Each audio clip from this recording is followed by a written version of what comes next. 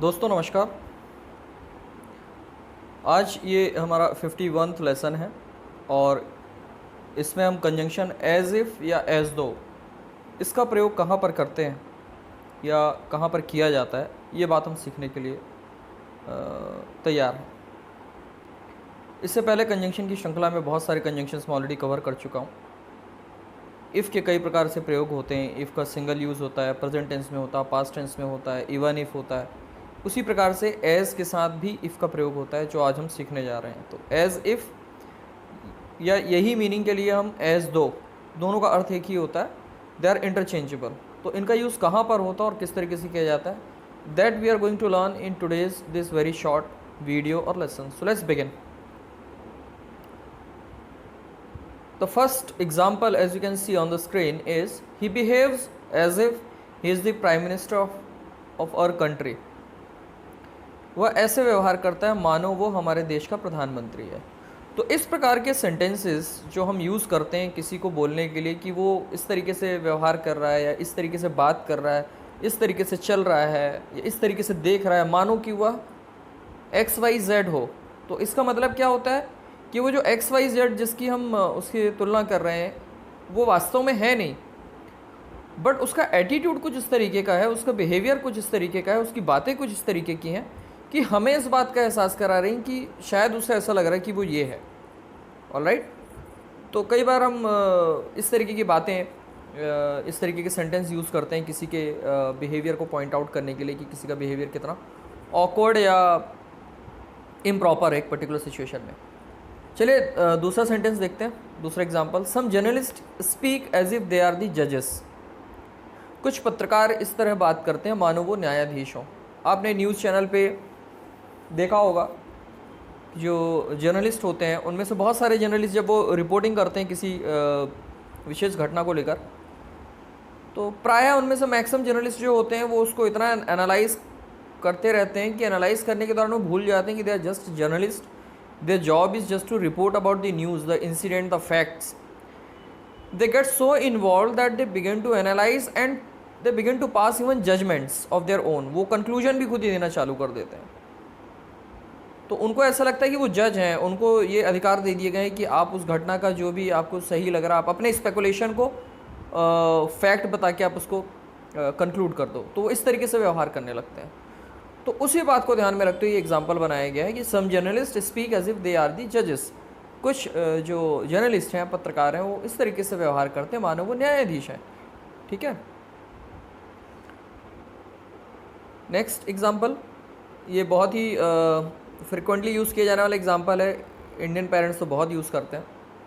Some kids behave as if they, sorry they repeat हो गया है, इसको एक ही दे अपने को यूज़ करना है। Some kids behave as if they are the parents of the parents.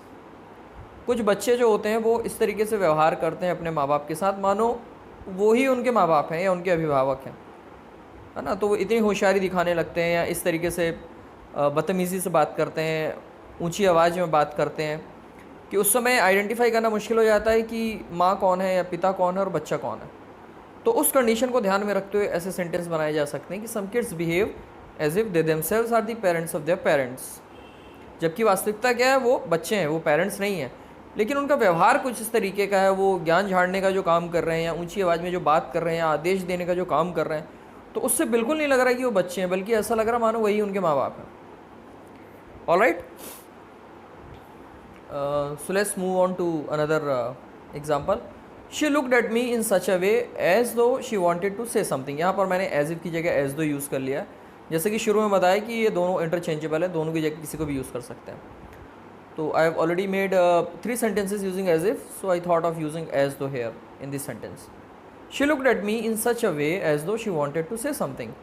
उसने मेरी तरफ यूँ देखा या उसने मेरी ओर इस तरह से देखा मानो वो मुझसे कुछ कहना चाहती थी। तो ये मानो या जैसे कि जो आप हिंदी में एक्सप्रेशन यूज़ करते हैं, तो उस मानो या उस जैसे कि वाले एक्सप्रेशन को इंग्लिश में बताने के लिए हम एज इफ या एज दो का प्रयोग करते हैं, जो हम सीख रहे हैं। और लास्ट सेंटेंस या लास्ट एग्जांपल आप देख सकते हैं। It thundered so terribly last night as if the sky would fall upon the earth. Thunder मतलब आपको पता है बिजली का जो कड़कना होता है, उसके लिए हम थंडर वर्ड यूज़ करते हैं। ये वर्ब भी होती है, नाउन भी होती है. तो it thundered so terribly last night, मतलब बीती रात इतनी जम के बिजली कड़की, as if the sky would fall upon the earth, मानो जो आसमान है वो क्या होगा, गिर के धरती पे आ जाएगा. अब एक्चुअली ऐसा हुआ नहीं और ऐसा कभी होता भी नहीं है, लेकिन उसकी कड़कड़ाहट इतनी डरावनी, इतनी भयानक थी कि आदमी के मन में ऐसे थॉट आ जाते हैं कि लग रहा आज सब नष्ट हो जाएगा, आसमान जो है धरती पे आ जाएगा. तो आई होप कि आज जो मैंने आपको एग्जांपल्स शेयर किए हैं एज इफ़ या एज दो के, they must have contributed to understanding the proper usage of as if or as though, and if you have understood them properly, I suggest you to start making their sentences at the same time. And if you still have any doubt regarding its usage, feel free to ask whatever query you had. अभी इसके बाद मैंने इसी के आधार पे एक छोटी सी exercise रखी है. प्रीवियस लेसन मैंने A1 if का बनाया था, आपके साथ शेयर भी किया था. आप में से जो लोग रैंडमली इस वीडियो को देख रहे हैं तो उनको सजेस्ट करूंगा कि अगर उन्हें A1 if का यूज़ आता है तो बहुत अच्छी बात है, नहीं आता है तो हमारे चैनल में जाकर अब देखेंगे तो पिछले 3 या लास्ट 4th या 5th लेसन था जो A1 if के ऊपर था, या 3rd one था, उसको भी देख लें. तो इसमें आपका जो फिल इन द ब्लैंक्स है, इसमें आपको A1 if या एज इफ़ में से किसी दो में से जो अप्रोप्रिएट लग रहा उसका यूज़ करना है. आज अपन ने एज इफ़ किया है, लास्ट वीडियो में A1 if का यूज़ किया था. तो इन दोनों का यूज़ अगर आपको आता है तो इसका आंसर आप सही तरीके से दे सकते हैं. ये आपके सामने एक्सरसाइज है फिल इन द ब्लैंक्स की, और ये इसके आंसर है हमेशा की तरह, जो आप इस एक्सरसाइज को अटैम्प्ट करने के बाद आप मैच कर सकते हैं. बट पहले आपको इस एक्सरसाइज को अटैम्प्ट करना है. ऑलराइट, तो आई होप कि आप सारे सही आंसर अटैम्प्ट करें, सभी के सही आंसर हो. इनकेस कहीं आपसे कोई गलती होती है तो कंसर्न वीडियो जो उसे आप ध्यान से देखें, फिर से देखें. कंजंक्शंस बहुत काम की चीज़ होती हैं, we can't do without them. So once you have learned making simple sentences, our responsibility to learn how to make use of all types of conjunctions. All right, तो आज के लिए इतना ही. In next video I'll come up with something another very interesting and new topic which must be of our practical usage at the same time. Till then, take care and